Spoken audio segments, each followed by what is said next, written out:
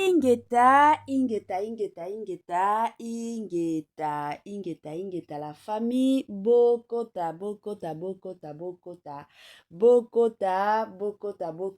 dossier sur dossier, affaire sur affaire, makambo sur makambo, bande konanga, kolala kolamuka na ya moto, kolala kolamuka na ya kilikili, kolala kolamuka na ba makambo concernant couple na biso ya yangiama. Na bandi tango tobetaka deja yangiama ebele ya bato deja bayebi ke yangiama awa eza papa na biso Noël yangiama na kombo ya Werason le roi surtout de la forêt. Ya mibengaka kabongo alingaka pe bato babengaka ye kaka le roi de la forêt na système pe na ndenge moko ya malamu. Bonjour, bonsoir et surtout bon après-midi, et cela ne dépendra qu'à l'heure à laquelle vous allez nous suivre. Bienvenue surtout sur notre chaîne Kisongi officielle. Bienvenue na balandi nyonso ya kala, bienvenue na ba o nyonso ya sika. Ka ndenge toyebisaka bino boyei malamu na chaîne na biso ya Kisongi officielle. Bandeko na nga soki eza mbala liboso ya kokota na chaîne na biso ya Kisongi officielle, en tout cas tokosenga na bino bo s'abonner massivement. Tango bozo sabonaka bongo bobosana pete koklikaka sur ngonga ya notification. Malamu ya ngonga wana ezalaka que à chaque fois que Kisongi officiel akobanotiaka ba vidéo ya sika bokozala directement informé. Tobetelaka bino toujours c'était que non vous informer c'est notre devoir. Oui, ezalaka nango devoir na biso. Tokotikaka ko informer bino te. Aussi longtemps que ma matière bando kotaka, aussi longtemps que ma kambo na Congo na biso ezanga kate pe kotikala kozanga te, biso pe de notre côté tokobanda toujours et encore koyaka ko informer bino na ndenge kaka esengeli. Bandeko nanga soki ezambala liboso kobosana pete ko s'abonner massivement. Tango zo sabonaka bongo kobosana pete ko klikaka sur ngonga ya notification. Malamu ya ngonga wana bandeko nanga kande na uti kobetela bino lisolo ezake ba video ya sika tango zokotaka bozala directement informé. Partage nde likambo. Objectif na biso ezake ti mois ya juillet oyo esila to totaliser au moins 11 000 abonnés. Et 12 000 plutôt. Parce que tu as déjà pembeni à 11 000. Dans quelques jours seulement, tu as totalisé 12 000 et 11 000 abonnés. Si tu as besoin ya koloba keno, ti juillet oyo esila, to sala au moins 12 000 abonnés et ko sala biso malamu. Voilà. Bande konanga, ezaka likambo, ezaka dossier. Papa kamoso sifoka kolobaka. Toyebi yangiama, Papa Noël, Werason, le roi de la forêt. Toyebi ye, ebele abatu. Ka ndenge boyebi na Congo na biso, ekomi lelo makambo ya kifanatisme. Eza na batu mosusu, parce que bango bazalaka batu mutu kingandi, bango balingaka mutu kingandi, eza na batu mosusu parce que bango basepelaka na mutu kingandi, yango bango bazalaka ka pembe na mutu kingandi, Congo na biso eza bongo. Mosusu ata soki bamoni mutu na bango azosala mabe bakotikala koya koloba te. Mosusu ata soki bamoni mutu kingandi azosala bolamu bakoya pe kotombola ye te. Baolinga kaka échec ekota mabe ekota comme ça bango baya si foke baya kofinga si foke baya kosabola baya na bango kosabola eza mwa bongo. Lelo toye na makambo bandeko nanga concernant Werason na mwasi na ye Mama Sylvie Mampata. Ebela bato toyebi Mama Sylvie Mampata. Toyebi ye soki lelo o bato ebele bakotuna bo caractériser nanu Mama Sylvie Mampata. Il y a de ces personnes au bakoya koloba, elle est une femme sage, une femme battante, une femme exceptionnelle. Ebele ekolobama, ebele abatu bakoya koloba o nyonso bakolinga koloba sur Mama Sylvie Mampata. Pona ba o balingaka Mama Sylvie Mampata bakoya koloba ya malamu, me ba o balingaka Mama Sylvie te, ba o balingaka pe Werason te, bakolinga baya ko salir, baya ko bebisa image ya mama na biso Sylvie Mampata. Ezalaka toujours bongo. Lelo o toye na makambo concernant concernant plutôt Werason na mwasi na ye mama Sylvie Mampata. Qu'est-ce pas ça? Ebele déjà mituna eza ebele déjà bazo mituna eza nini scandale nini lisusu mama Sylvie asali eza dossier to likambo nini. Sans plus tarder la famille natiela bino nanu video tolanda biso nyonso video wana na bukebi nazozonga sima po nakoya komeka kosala analyse kaka ndenge esengeli na ndenge pe na système moko ya kitoko. Tolanda nanu video et on se retrouve juste après. Présent pour la Mampata. T'es à attendre.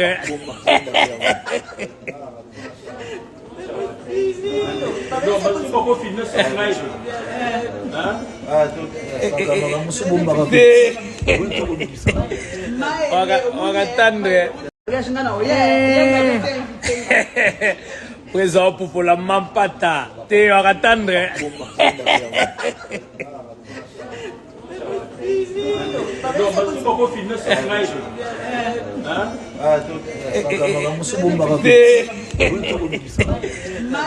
Voilà, de retour la famille na bandi ebele abatuto uti kolanda video ebele abatuto uti komona bolingo matakita bolingo kei ezongi. Bible yebisaka biso que qui trouve une femme trouve le bonheur ezalaka toujours bongo la famille. Kota la penza Werason na mama Sylvie Mampata eza couple moko bolingo ezalaka ka ndenge boyebi place bolingo ezalaka batu bakolaka te. Batu bakolaka te ezalaka toujours bongo. Eza na batu mosusu pour que basala bongo basalaki yango tango babalanaki sika bazolinga mobali impressionner mwasi pe de son côté azolinga ko impressionner mobali yango tomonaka babiloko ya bongo. Mais la plupart ya ba couple soki déjà bavandi 5 ans na ba couple o penza bolingo ezalaka lisusu te bokotikala komona lisusu makambo o te. Pourquoi? Parce que bolingo etikala kozala te ezalaka nango bongo. Alors eza eloko moko ya koya ko encourager surtout et encore couple na biso ya Werason na mama Sylvie Mampata. Namoni bato ebele bakomi kofinga bazoloba keno Werason akomi mingi na ba réseaux sociaux makasi agitation ya makasi na côté ya Werason soki ya kopublier bana na yete eza mwasi eza ye moko. Bon la famille na oyeba te eloko nini o biso tokoya kolinga kofingela Werason to eloko nini oyo biso ba Congolais tokolinga to ya kobebisela surtout réputation ya Werason.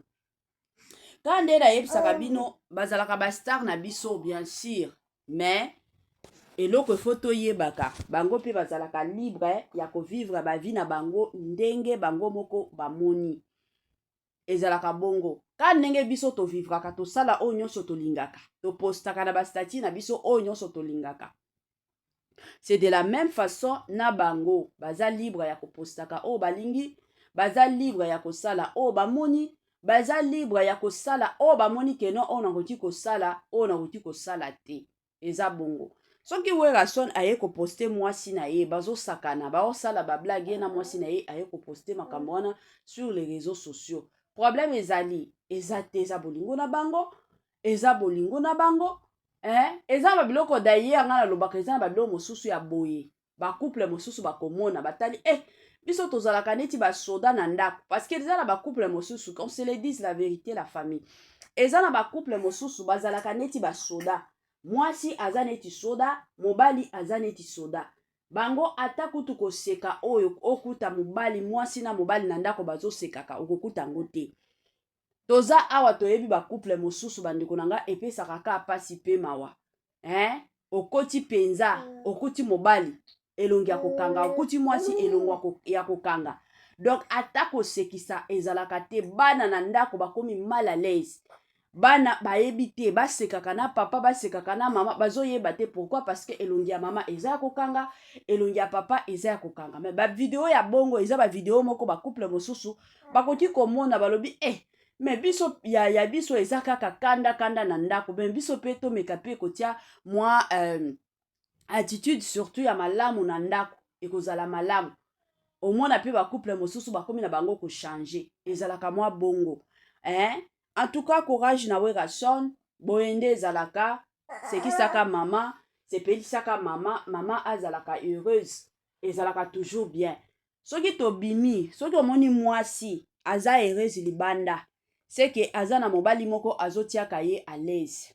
Nga nalobaka toujours, napesaka ngo toujours et encore exemple awa, nalobaka tobalanaka na ba âge ya mike, peut-être olonga na ndako ya baparent na yo na âge ya 30 ans mpona baoyo babala mwa retard 30 ans 35 ans mais ntango ozokendaka na ndako ya libala okendaka peut-être okokufa ntango ozala na 70 ans mobali na yo akokufa ntango ozala soki na 80 ans soki na 75 ans sikoyo obali na 30 ans donc cela veut dire que 40 ans mobimba okozala na ndako ya libala sikoyo soki na 40 ans wana ozala na ndako ya libala oza malheureuse to oza malheureux parce que tant tolobaka makambo ya koloba keno konyokwama ezalaka kaka basi oyo banyokwamanaka na mabala te mibali mosusu mpe banyokwamaka mibali mosusu komona obali mwasi boye mwasi moko incompréhensif matakita mwasi moko ayebi gérance te mwasi moko aza bisalela mabe mosusu omona mibali mosusu baboyaka na bango kodivorce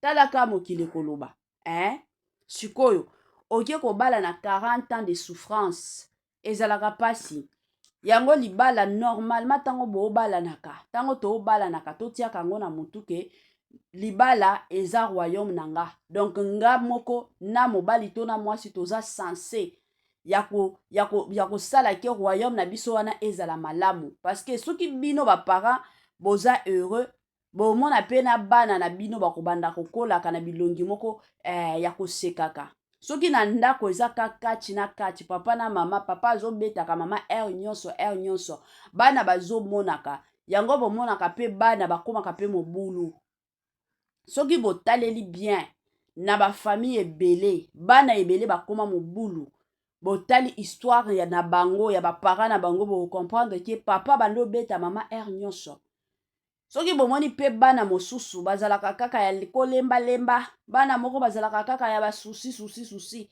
otala mingi ezalaka bana oyo bakoli na mama lelaka kaka siko bana affection na bango eza kaka affection moko ya kolela pourquoi parce que mutu oyo balekisaka na ye ta ebele ezalaka mama azolelaka eza mwa bongo yango toye kosenga na bato nyonso oyo baolandaka kisongisongi officiel en tout cas soki oyebi ke oza marie kande bomona werason aosalaka mwa bablague na mama Sylvie Bampata soki botali mpe mama Sylvie Bampata azalaka mwasi moko asekaka na ye donc otala mama Sylvie otali bolobi non cette femme est vraiment heureuse dans son mariage soki otala ta bana na bango omona keno bana babotama na bango na famille moko ya bien famille ya bacondition te famille moko bolingo ezalaki famille moko ambiance ezalaki eza mwa bongo libala ezalaka te keno lifelo te toomona surtout mibali bazonyokolaka basi makasi omona mobali abali mwana bato bien me ntango akoma na ndako ya libala yo mobali obandi mobulu siko ata soki ozosala yango mobulu tiaka mwasi na yo à l'aise eza na bamibali ebele baosalaka mibulu libanda me soki azongi ndako azopesaka respect na mwasi na ye me omona mibali mosusu ata pembeni ya bamakangu na ye sifoke afinga mwasi na ye akofinga nga nalobaka toujours eza na basi mosusu oui bien sûr soki avandi eza te keno avandi mpona bolingo mosusu mwasi wana azokalkulele yo mosusu mwasi wana avandi kaka mpona bana parce que totalaka mingi intérêt ya bana